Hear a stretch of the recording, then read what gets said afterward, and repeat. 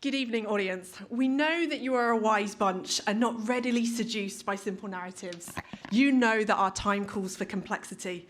Of course, it will be far easier for our friends on the other side of the motion to convince you that there is still time. We have the far trickier job of suggesting we need something far more radical. The clock is ticking, my clock is ticking. The consequences of the climate and ecological crisis are playing out in real time, to the point where we might fail to be shocked by another record being broken. And many are preparing. The very wealthy are building their bunkers. Some are stockpiling tin food.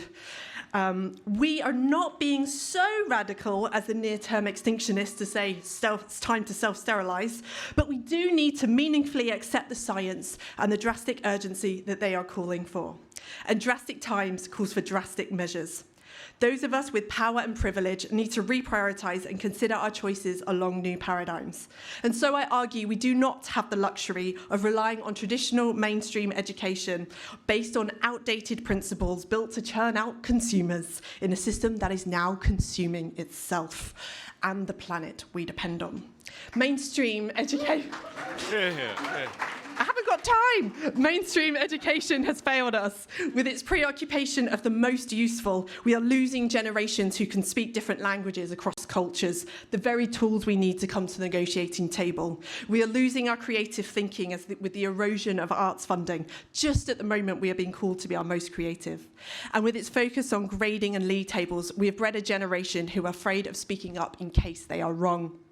And to quote Ken Robinson, we stigmatise mistakes, and now that we are running an educational system where mistakes are the worst thing you can do. The result is we are educating the creativity out of our people.